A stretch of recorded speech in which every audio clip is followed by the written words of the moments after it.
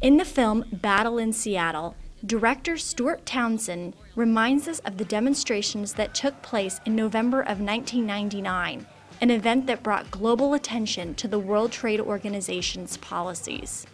Can you tell me the reason why you're here today? Well, basically, the Endangered Species Act requires that shrimp trawlers place special devices on their boats to prevent the killing of sea turtles. Now, the WTO, they come along and they say, well, these devices are somehow illegal.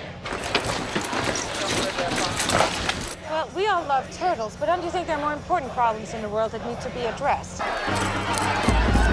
If you feel a ruling that threatens an endangered species is any different from, say, millions of working-class jobs being outsourced, or the quality of our environment, or our food getting worse, you're just not connecting the dots. Peaceful protests quickly turned into massive and controversial riots involving more than 40,000 people.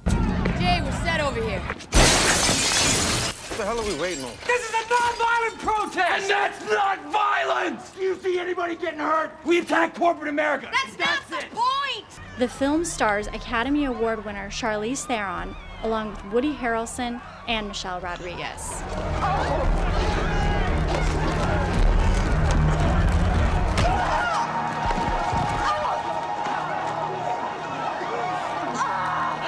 DBTV met with Townsend at Napa Valley Grill in Westwood to discuss what inspired him to pursue this project. I arrived here September 10th, 2001.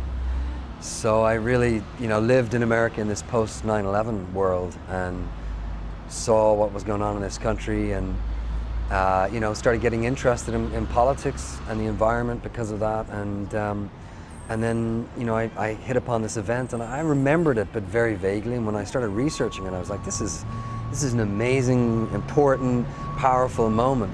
And I figured that most people, I was in the majority where most people just didn't remember this event.